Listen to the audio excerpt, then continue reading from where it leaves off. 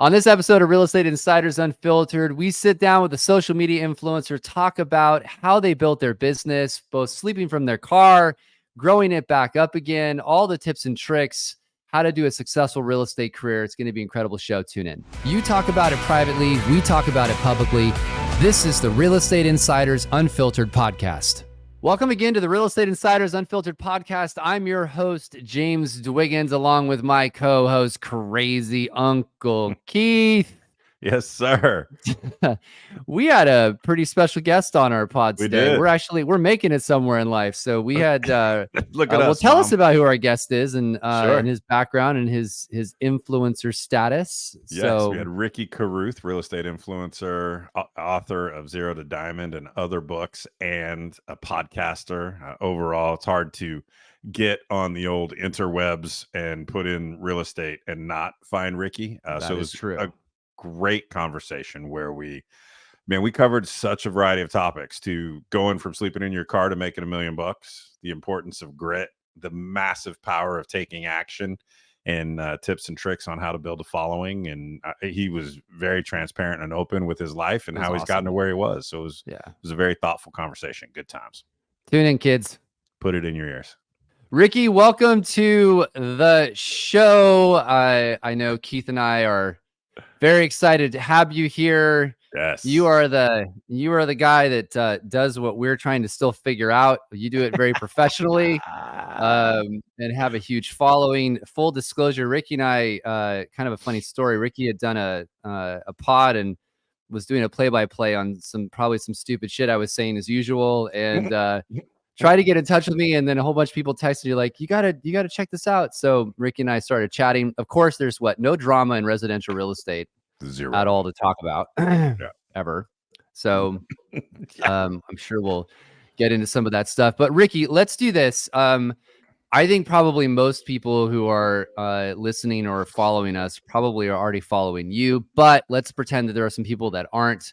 Let's start with a little bit about your background and just how did you get where you are today? Because you and I chatted for a few minutes, but I love your story of being a successful realtor, et cetera. So give us just a little bit of a background, and then I want to go deep into like how you got such a huge following on your pod, among other things. So yeah, no, and that pod I did of yours is actually very for me, it was pretty enlightening just to hear somebody from that wasn't talking out of their ass about all this stuff.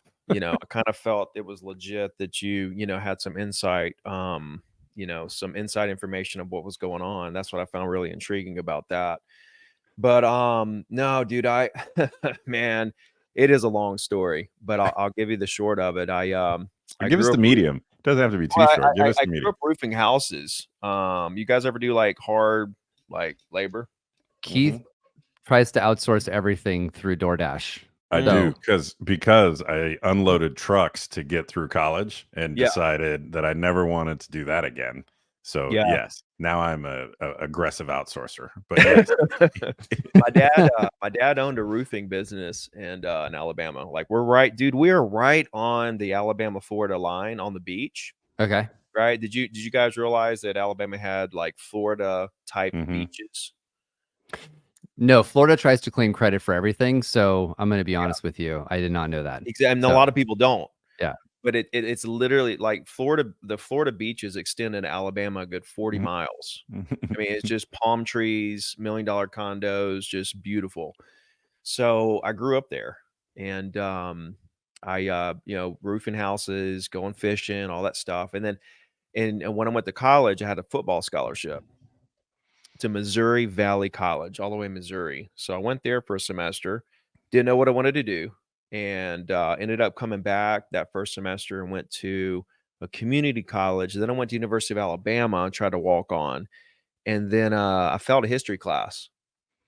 And I was like, fuck college. I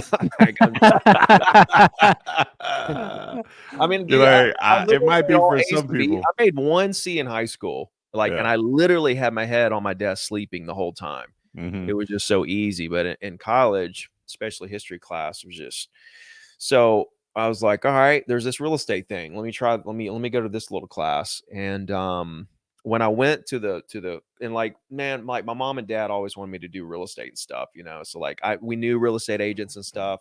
My mom owned a hair salon, so she cut a bunch of their hair.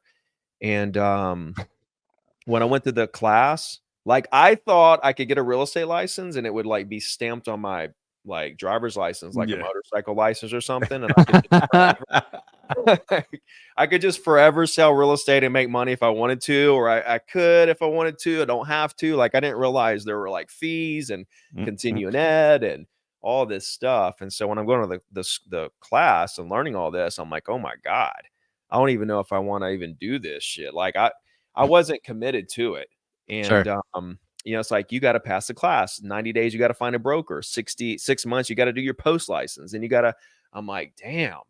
So I passed the class barely, bro. Like I was with a literally a 70 because I was following widespread panic around the country. And I went back. Yeah, widespread panic. Yeah. They're kind of like the new age, like Grateful Dead. Okay. When you say widespread panic and you're talking about real estate, my brain goes into all the drama of today. Well, so I just wanted to clarify just in case. Yeah. There weren't avid followers. Like a Grateful Dead type band. I can't believe you guys never heard of it. But now we're gonna have to go check them out. We well, they're like gone now. They're so old. Like it's like, but okay, now you're making both of us feel old. I came back to the beach and I was like, I don't know if I want to do real estate. So I'm like, all right. So I get on a roof and I'm doing roofs with dad. And after about 3 days, I was like, I'm gonna try the real estate thing. You're like, I don't know if I want to do this, but I know I don't want to do that. Exactly. Right? One of those. Yeah, and like he was like, at the time, he was like in his late 30s, maybe. Now, what was he? He was he was like in his early 40s, something like. Yeah, he was in his early 40s because I was 20. And so I went and took the state test and I passed it, and I was like, Dad, adios amigos, bye, dude. Not doing roofs anymore. I go into real estate full-time day one. After that first month, how many you think I sold? First month? Well, it's either gonna be really big or really low. So absolutely nothing. Sold a big. Yeah, I was gonna say I was gonna go the zero route. Yeah, I was like, Dad, I'm back on the roof. Good to see you, man. Yeah, where are you at, Dad? Yeah. So I go back and I'm roofing and doing real estate, and it took me 8 months from getting my license to, you know, get a couple of listings and, you know, close some deals. But and really, honestly, like without even lying, that first deal was my grandmother's condo. She takes one though. Rest in peace. She hooked me up with that, and then I got my first listing. I actually closed on both of those on the exact first day, the exact same day. My first commission was a double deal, and then I was like, "See you, Dad." So then I'm doing real estate, closing about 2 a month. Then the market blows up because this is 02 when I got in, and like 03 and 04 just blew up. Yeah. Oh God, it was crazy. I didn't even like I literally I thought that's how real estate was done. I was making like, you know, $1 million, and I was like, I'm a real estate mogul. And then 2008 hit.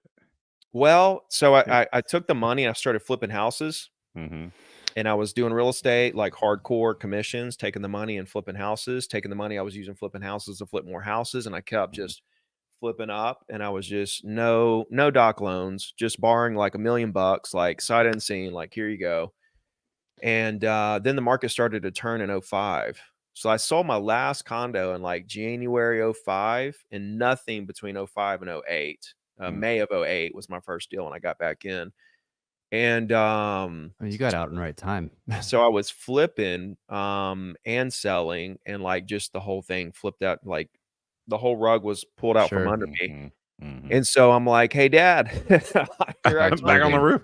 I'm back. So I went back roofing, and actually got a job on an oil rig. So during that time, I was literally like, everything went away. Like I lost my cars, my houses, everything. The only bills I had was my cell phone and my MLS dues and my license. That's the only thing I paid. I had no utilities, no rent, no car, no. One of my friends gave me their beat up car. It was a Ford Contour, and like the brake lights didn't work. I had to ride the tail lights didn't work. I had to ride the brakes when I saw a cop just to like some kind of lights back there. And boombox in the back because the radio didn't work. Couldn't get in the passenger seat. Had to go in the driver door. All that stuff. And I actually slept in that car. several different nights. Of course, I was partying, drinking every night too during that time. And then I was roofing, and then in 2007, I got a job on an oil rig in Mississippi. So every other week, I'm like, yes, I have a place to live.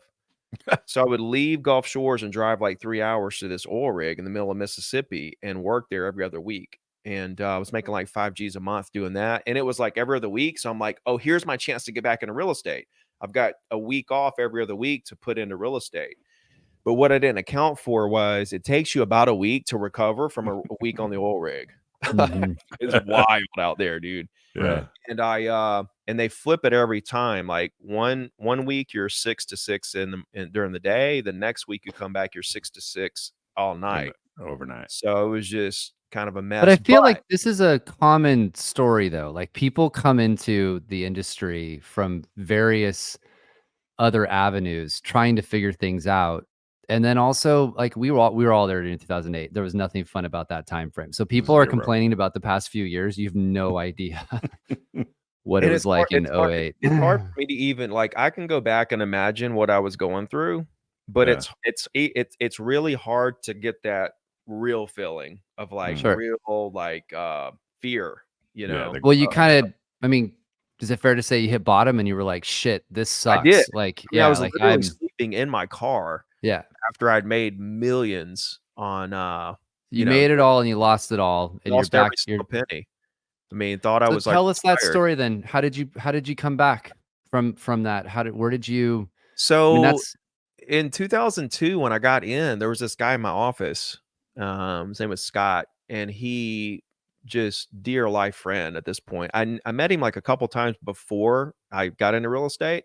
So like we knew each other, but it's like funny. Like I saw him in the office the first day I showed up, and like there's this guy I've met a couple times, and he showed me how to like find property owners, what to say, letters to write, how to find their phone numbers, lingo to try to get them to list or sell or whatever, and really helped me get going. And I mean, he was like the guy that helped me get going. And in 2006, when I was on the oil rig and it was like mid 2007, I still had MLS. It was literally one of the only bills I kept paying because I was keeping up with the market and trying to figure out, where I went wrong. Cause like I'm the most honest, hardworking guy I know. How come I lost it all? And this guy, Scott, he sold 36, I want to say, properties in 2006. And this was like the deadest year for us down. Like it was like people left the business left and right. Nobody was selling anything. This dude sold 36 Gulf front condos, not even like primary homes that people need. Like this is like Gulf front condos. Like people don't need a condo. Like, and he sold 36 of them. And so I went to him and I was like, tell me what's up. Like, how'd you do that? Yeah. So I'm on the oil rig. It's halfway through 07. And in 02, he taught me phone calls, emails, and postcards. So fast forward to mid 2007, and he's like, man, come over to the house. I'll show you everything I'm doing and, help you. If you want to take what I'm doing and run with it, go for it. So I go over there, and guess what he told me? Phone calls, emails, and postcards. Same stuff he told you before. Right? Yeah. The only difference was he had a different messaging behind it. Now he was talking about, hey, the beaches are just as beautiful and it's half the price right now. And that's what really clicked. And so I started, actually, you can't do this anymore, which you guys know. I bought like 1 million emails. And I segregated the ones out in the Southeast, people that I thought might vacation to Gulf Shores. Because like we have about 30,000 population. And we have about 8.5 million visitors every year come to our beaches in Gulf Shores and Orange Beach. That's more than Hawaii, by the way. I was looking at the stats. Like we have more people come here than Hawaii on a yearly basis. So we have a huge, it's a huge vacation, second home investment area. So I took all these emails and I took out the South. I took states I thought would vacation here, and I just randomly emailed them, in bulk. And it took me forever because like back then with Yahoo, I could do 100 per email 5 times an hour. So I literally had Microsoft Outlook set up where I literally had 5 going out every hour automatically. I would like spend hours setting it all up to where it would go out like for 3 or 4 days. And I would leave my computer where it wasn't hibernating somehow. And it would just be shooting them out like 24 hours a day, 1 an hour. Well, it was actually 5 emails an hour. 100 people per email. But you're willing to do the things that most people aren't willing to do. You just have to do stuff, right? Yeah. And so the email was like, hey, Gulf Shores, 50% off. Here's pictures of the beach. It still looks the same. Come on down. Come talk to me. So I did 1 million emails in 08. Between 07 and 08, 1,000 people emailed me back and 20 people bought something. So in 2008, when Obama came in, there's a lot of stuff that happened in the oil industry and they started laying people off.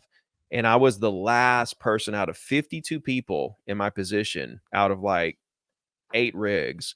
They held on to me as long as possible, but eventually, had to let me go. I got laid off I remember all this like it was yesterday. It was June. I got laid off in 08. And I had 2 closings coming up in May. And I had to borrow $500 from my dad the week before those 2 closings just to make it through to those closings the next week. And it was 2 closings. It was weird because like the first closing I had ever was 2 of them on the same day. And then fast forward to when I got back in the business in 08, I closed on 2 coming back in the business on the same day. But here's the bottom line right here. What I learned through all that, and I'll tell you the rest of the story. But what I realized was that closings happen every day, regardless of market conditions, no matter what's happening. And so when I started to realize that, because a lot of agents feel like their business is correlated to the market. If the market's down, their business is down or even get wiped out. It can't get wiped out. It can fluctuate with these big market swings and cycles, and you might have to deal with a little fluctuation here and there. But it doesn't take you out of the game. And honestly, like these newer agents and people that are still building, they can actually sell way more properties when the market's down, because the year before was, a small year for them because they were still building. Like I know a lot of agents that have like doubled and tripled their sales this year, not because they didn't go from like 1 million to 3 million. They went from like 30,000 to 90,000. Right. And it doesn't matter, with the market, if you can detach yourself from worrying about what the market. And I didn't know that, when the big thing happened. But I tell you how detached I was and how focused I was on my goal. I didn't even know that the stock market crashed in 2008. No idea.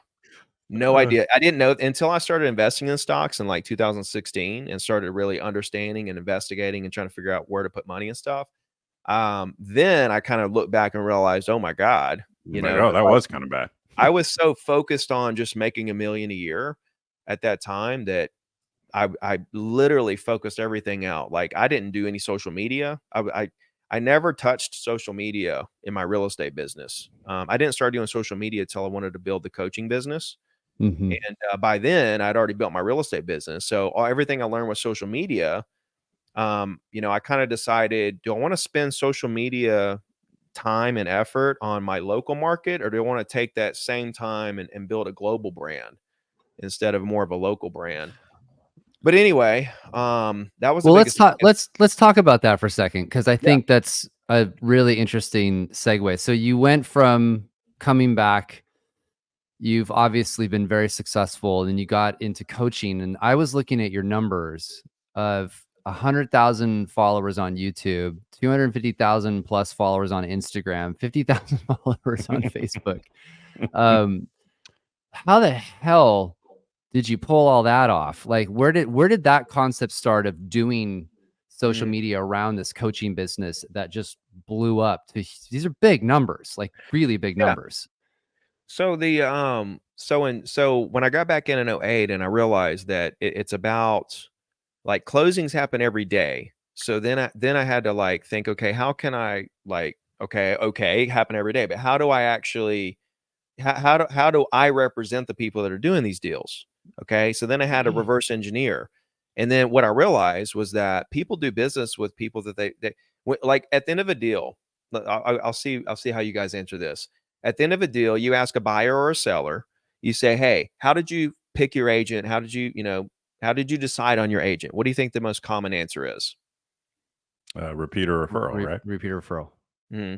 For me, what I, and coming from a person that doesn't have clients to like have repeats and referrals, what does that mean to me? Well, what that means to me is they had a friend in the business.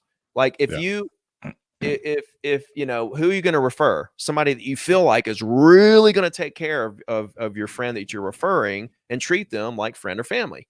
So when I started to think about this, it was like, wait a minute, people choose their agent because they feel like it's somebody that you know, they have a friend in the business or somebody that they feel like is Connect with. really going to take care of them. So then I started to think about this relationship thing, and that if I would have maintained, see, back in 03 when things were selling like that, and the seller was literally disappearing because they weren't going to rebuy into a market for 300,000 more than what they just bought it for and resold it for. They're like, I'm out. I got my 300,000 and I'm gone.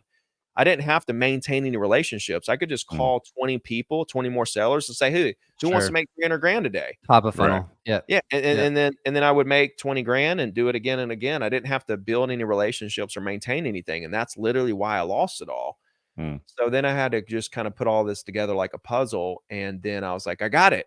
Like, build relationships, lifelong relationships with people. Don't care if they do anything with you today because they'll refer everybody to you tomorrow. Right. And don't worry about the market. So then I just blew up, and I got to where I was selling 100 properties a year. I could expand on this in detail a little bit about how I got to the 100 deals, because it's kind of an interesting deal. But when I got to the 100 deals, that was 2014, and I was just a single agent, one assistant. That's when I was number one with Remax in Alabama. And then I maintained that 100 deals for 8 years in a row, all the way to 22 to 2021. In 22, I stepped out of production. But in 2017, that was the first year I did $1 million. That's the first year that the price point got up to the point where that 100 deals produced $1 million. And that was the moment, because I watched agents die calling expireds and for sale by owners. There were two that got into their older years and literally passed away calling expireds and for sale by owners. And I was like, oh my gosh. And these were legends. These were guys, these were mentors of mine that I loved. And they were literally like, you know, so-and-so is on, you know, he's going to pass away.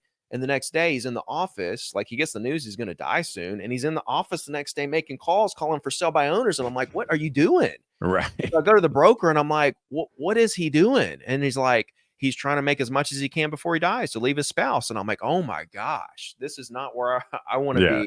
That's not a life you want to live. Yeah. So when I hit the $1 million and January 1st hit, and that $1 million for the year went back to 0 for the year, like in a like that. And I was like, now I got to climb this $1 million mountain again.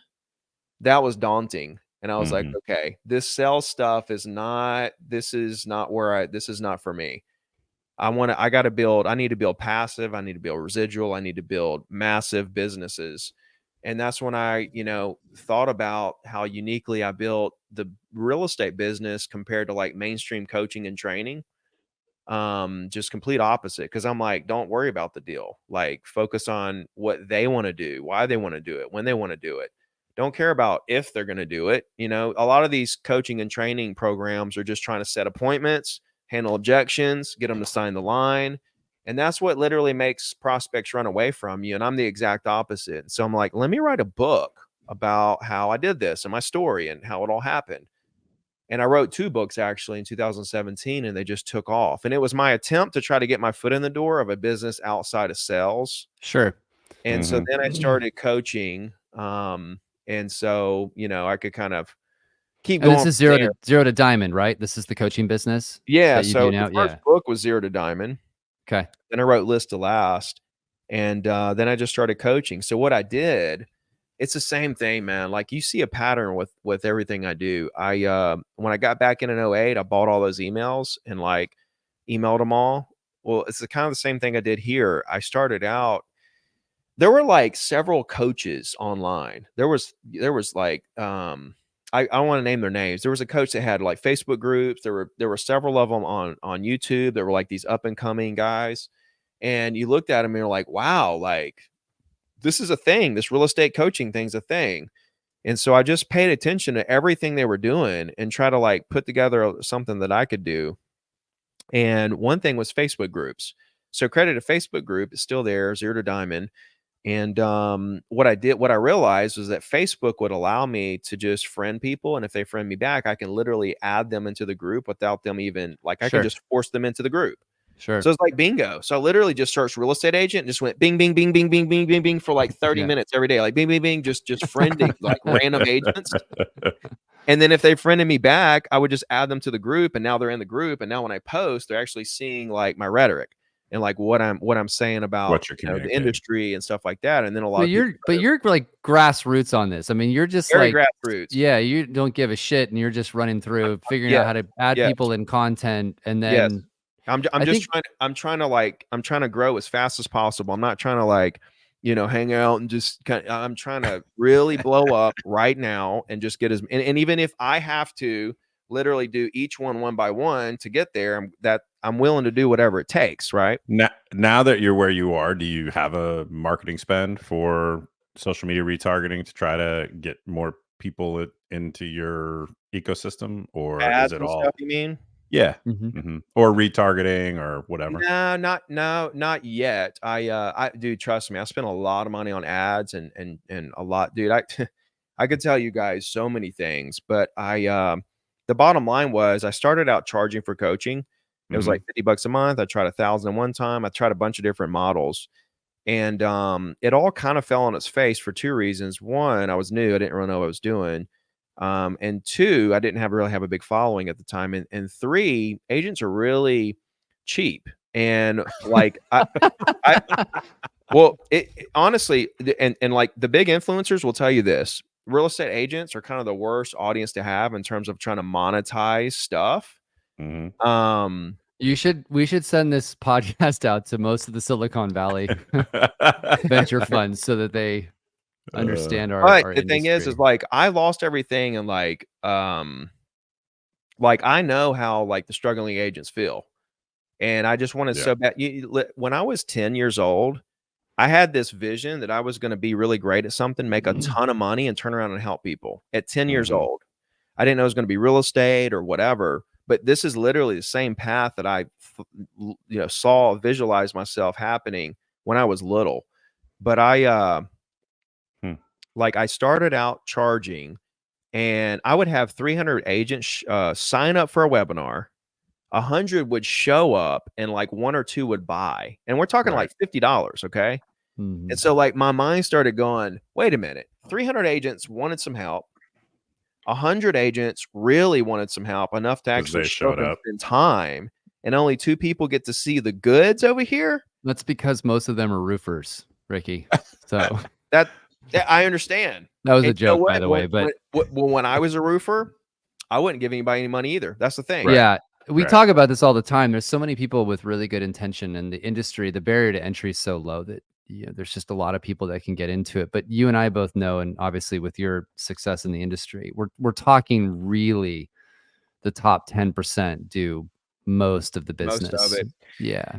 But the thing is the top 10% were once new and struggling. 100%. Okay. So I'm trying to get a whole, you know how many agents I have that are like number ones in their state, number ones in their office, like so many that started with my stuff when they were new and struggling or whatever. And now they're one of the top agents out there. But my point is when I realized that all these people wanted help, nobody would pay anything. That's when I was like, I'm going to go free. And that's how you started with all this content. Well, now I was already putting out a lot of content. Got it. The content has evolved over time. So I was already putting out content and trying to like figure out how to grow on social.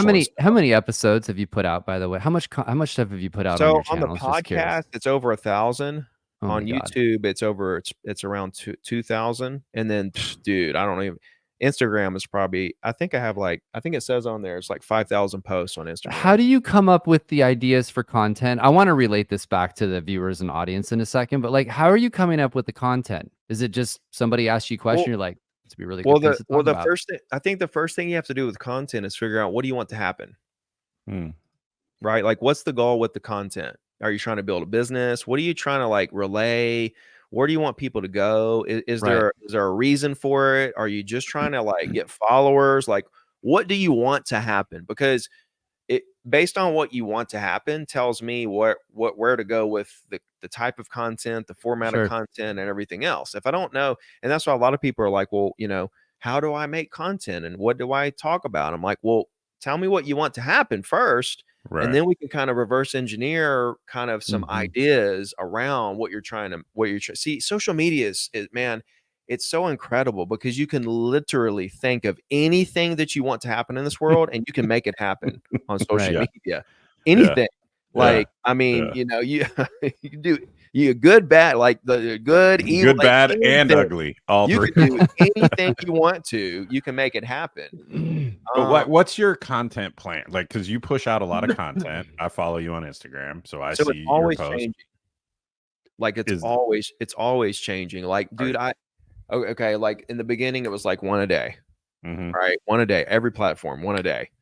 And then it got to where okay, different platforms want different stuff. So then went to multiple times on some platforms and still one a day on some platforms. For a long time, it was strictly coaching stuff, which doesn't do great. It does okay. It doesn't it doesn't go viral. None of that coaching stuff goes viral. Right. Like you can have the very best business advice on planet Earth. No one listens. And it doesn't go viral, right? And then you do like a picture of, you know, your family on Christmas and it gets like 1 million views. Yeah. But yeah, I posted a picture of how ugly the Cybertruck is, in my opinion. And like out of all the stuff I've posted in the past 30 days, that's the one that everybody wants to talk about. So yeah. So then you have to understand how social media works in that way and how the consumer actually consumes the content.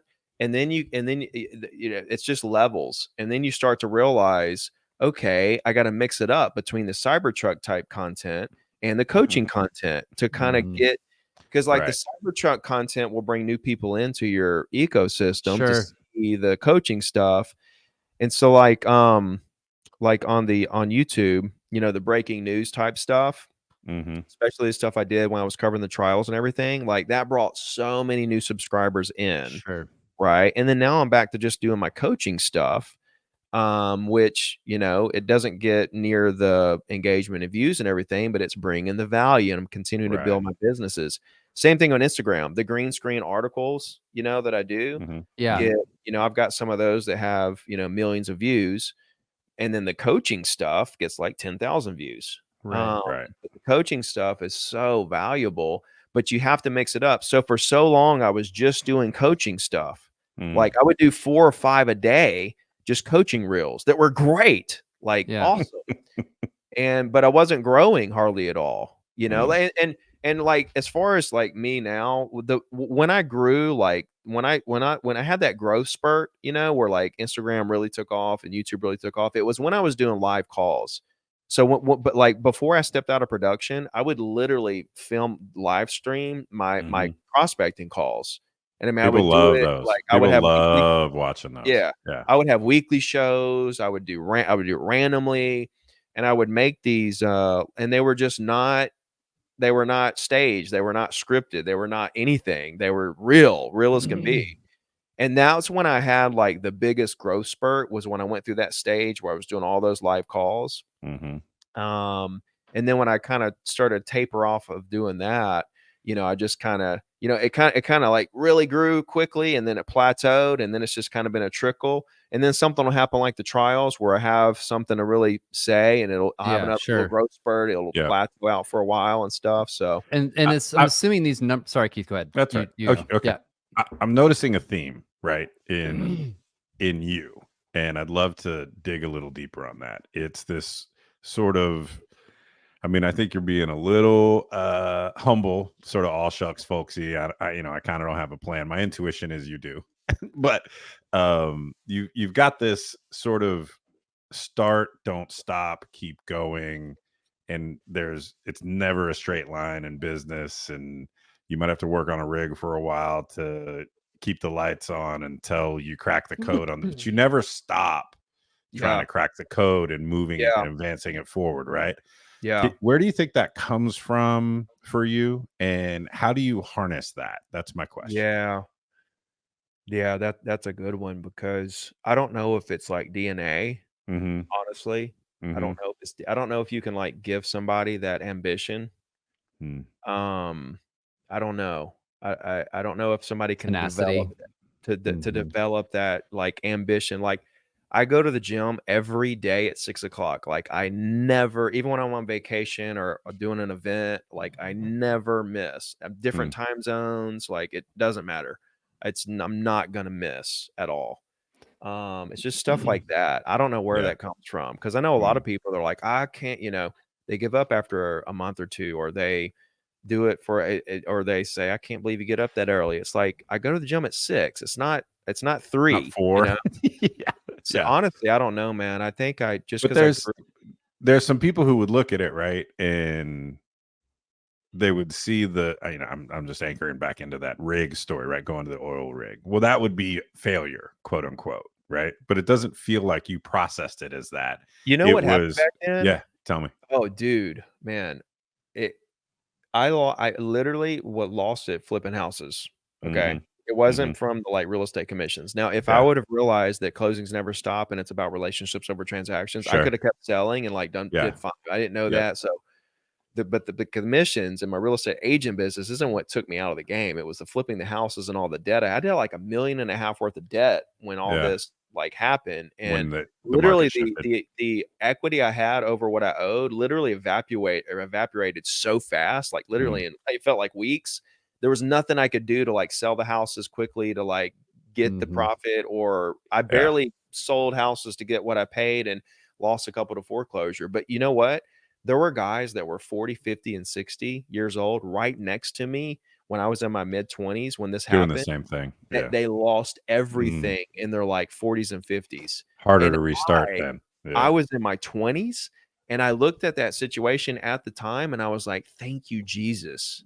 I was so freaking happy. Sure. That I knew that I didn't know what I was going to learn out of that whole thing, but I knew that whatever it was going to set me up to where I could go really do some big things. But you got to realize too, I was in my 20s. I was having fun. I was going out every night. I didn't care about much at all. Right. And I was just living it up. I had no house, no car, no bills. And I was roofing houses and serving tables at night. Dude, I was so dark. My skin and stuff I'm like part Indian. And from roofing, I was so dark. And I was serving tables at this seafood place in Gulf Shores where people come on vacation. So they come in there, and then here I come running up to their table, and I literally look like an islander. I look like I'm from somewhere in the Caribbean or something. And they would always get their pictures with me in the end. There's pictures of me where you wouldn't even recognize me floating around out there somewhere from 30 years ago. But I was roofing and serving tables. I didn't have any bills. Why was I working 2 jobs? Right. And I had 0 bills, right? Right. But I was working 3 nights a week at that restaurant, and I outsold they gave me an award for selling the most food when other people were working doubles and working 6 days a week and shit. I was working 3 nights, not even during the day, after I roofed houses all day, because I was so efficient. I could figure out what they wanted to drink, get it, make them laugh, get their honey mustard. I just crushed it. And I don't know where that comes from. Do you think that tenacity that you have of just how you've been able to do all the things that I think a lot of people would be like, oh, I'm too good to do this, or I'm too good to do that, or I'm not going to go call. I've seen people lose their job, and I'm like, dude, why don't you start at McDonald's, make more hamburgers than anybody, and then look for another job while you're on that. My dad told me, you never quit a job, you just add to it, which meant you don't like your job, find another job, but don't quit this job yet. Find another job, have 2 jobs. If you like the second one better, give the other one up. Now this was your main one. Now look for another one that's better, right? Yeah. And I've always had 2 jobs. I have 2 jobs now. I've never not had 2 jobs. How did you get? So does this tenacity tie over into your guests? I mean, you had Grant Cardone on your show, which is it's a pretty big deal. It's like Keith was saying, you were being humble earlier. How do you start that conversation? Besides, I mean, you obviously have a following, which helps, but I mean, did you just reach out? You upload 1,000 popular people's email and you just start hitting the send. Yeah. How did you pull that off? Just curious to get. Honestly, for Grant, it was kind of strange because we went back and forth, and then did you just reach out to him though? I did.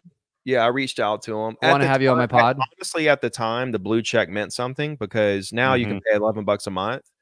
But at the time, when I reached out to him the first time, if you had a blue check, it meant something. right? And I had a blue check at the time. And so now it doesn't mean anything, but at the time it did. So when I hit him on with the blue check, then we started going back and forth. And so he's like, yeah, contact so and so. So we had all this stuff set up like a year or two ago. We had all this stuff set up, and then like he pulled out like the day before, the day of, and I never got to answer why. So I don't know if like they saw something in my content or thought I was going to try to like, ambush yeah, question or something. like sucker punch him or something. Yeah. And then years later, I I think it's his chief, it's somebody that's high up with Cardinal Capital, Ryan. He started following me, and then we started connecting, and he loves my content. And then I had him on, and I was like, "Give me Grant." He's like, "No problem, done." And then the same girl that I contacted, they were like, "Oh, I heard you want to do the show with Grant." I'm like, "Yeah, here I am. A year later, let's do it." Like, yeah, same so like I did last time. So then when we got on, like, I don't know if you watched the thing or whatever, but like I think he thought there was a chance, especially when I started talking about like buying a home, because he's against people buying houses. I think he didn't know where I was going to go with that, if I was going to try to like be hard on him about it. But I literally do not care that he says don't buy a home, right? And we just kind of had fun with it. But now we're buddies. So now when I contact him, it's like, oh, we're buddies now. But I had Patrick Bet David on though, so I actually flew down and did him in person. You know him? I don't. I know of him, but oh yeah, he's just as big as Grant. I mean, he's getting to where he's big. Like he's real big. He's getting into politics and stuff now. But went and did him in person, which was really cool. I did him. Who else did I do? I did Ryan Serhant a couple You just times. reached out to them though, like you just I did. I reached like, out to Patrick. I was surprised. He was like, "Yeah, let's do it." And all these big guys have a vetting process where they have somebody that you reach out to, and what they do is they vet you. They look at all your socials, they go through some videos, they kind of like try to really figure out, okay, is this going to be a good fit for our guy to go on? Sure. And, of course. Are they going to ambush him? Is this a good person? Are they? Yeah. Is their following big enough to where it matters and stuff like that? Yeah. Makes sense. Yeah. All right. Well, let's switch to this because I know you, especially from, from the coaching side of it, you're kind of, I'm assuming, a little bit bullish on January and getting stuff moving for the new year. So what are you telling all of your agents right now that you're coaching? Like, what's the whole thing they should be doing right now? What's your thoughts on 2024? Let's go down that road a little bit. Yeah. So like I don't know exactly when this is going to air, but like right now it is December 4th, and starting last week, okay, the week after Thanksgiving, you literally have 4 full weeks with no holidays. Okay, Christmas is that 5th week on a Monday. You literally have 4 full work weeks. And what we normally see is agents kind of slow down because, it's the end of the year, they hit their goals, or maybe they're just like, what's the point? Nobody's buying anything, whatever. But like these 4 weeks, okay, starting last week, so now you got 2.5 left right this second, are the most crucial 3 or 4 weeks of 2024. Yep. And they're not even in 2024. Because like it's slow right now, and you literally have time to like build your database up a little more, like add a little to it, pick up a couple more listings. You need to be like smashing as many listings as you can before the 1st, because after January 1st, everything's going under contract. Right. Every year, like if you look at data, you'll see like the first week or 2 of January, pending deals, they start out down. Right. The line starts going down, and then about the first, second week, it kind of levels out and just starts going up.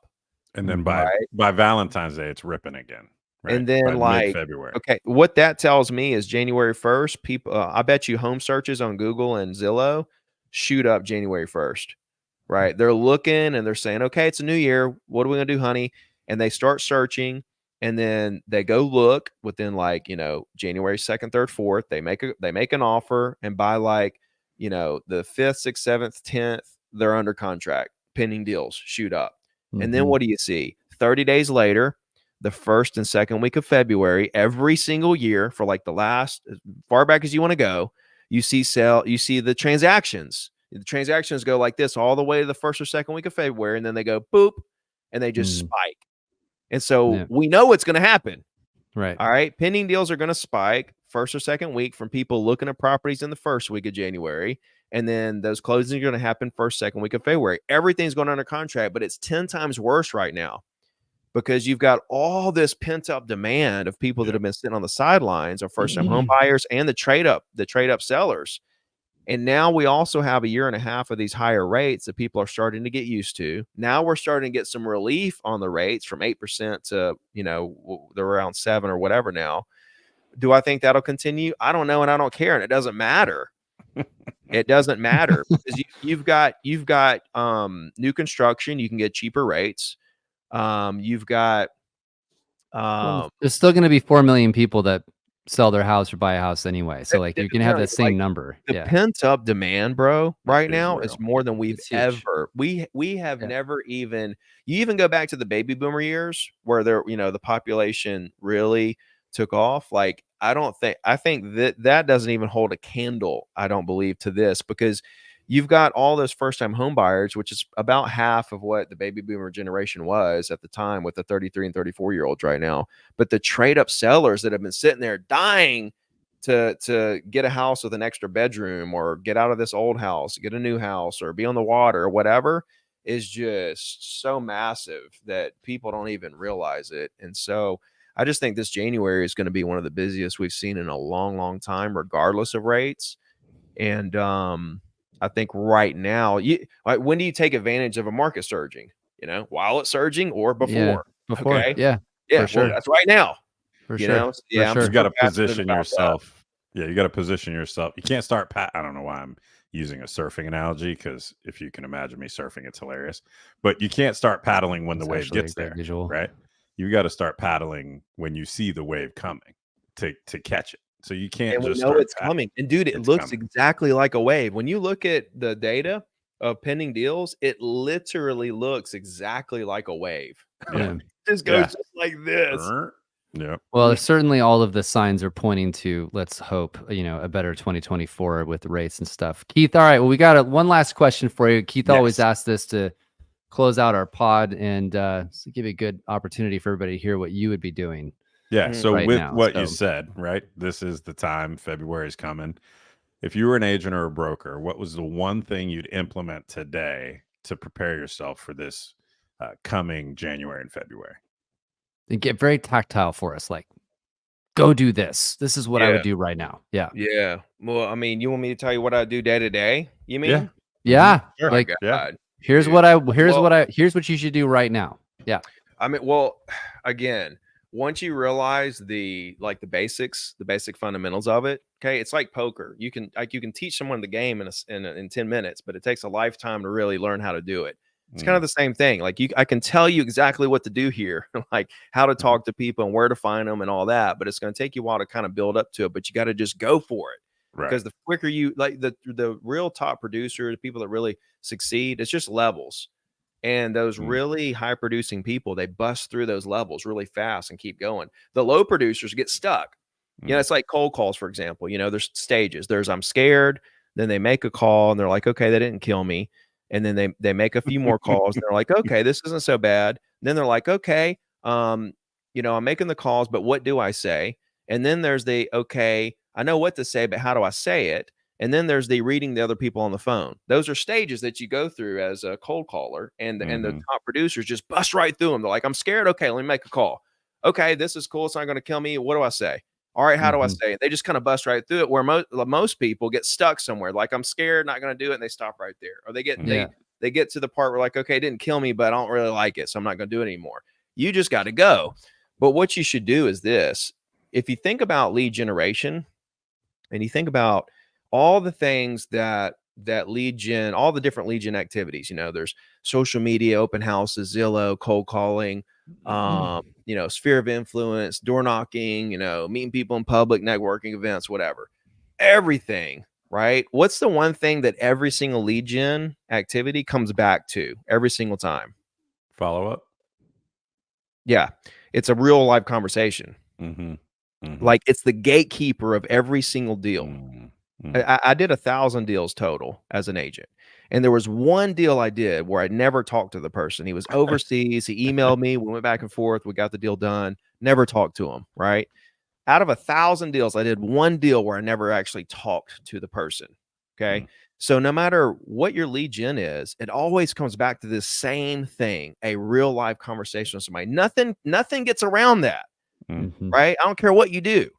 So then when I realized that everything goes back to the conversation anyway, I'm like, shit, let me just hack the entire system here and go completely backdoor and just have conversations.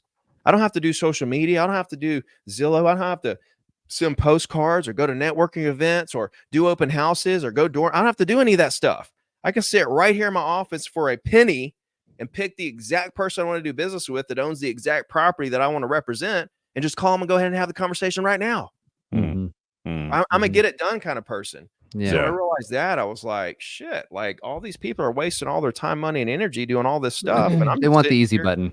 I'm just sitting here. Well, this is the easy button. Yeah. It's the hard easy button. Easy button. It's not complicated, but it's difficult to do, right?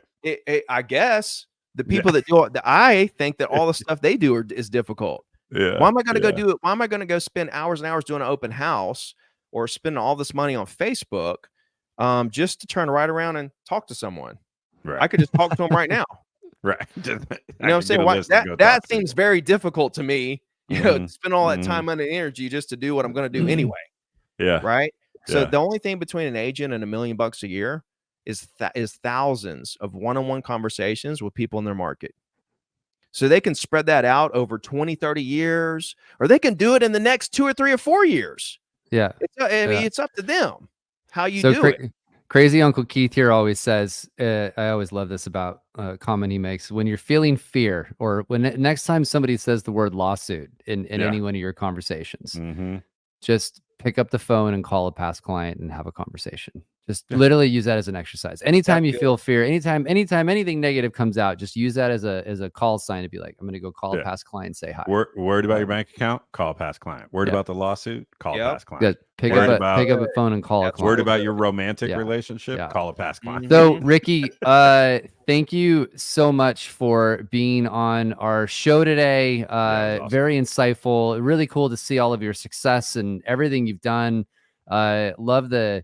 Love the historical perspective and being vulnerable about sharing your ups and downs. I think it's good for people to hear that stuff. A lot of times people see successful people and they don't realize that there's a story there for almost all of them that isn't always just a clear upward path. There's a lot of struggles along the way.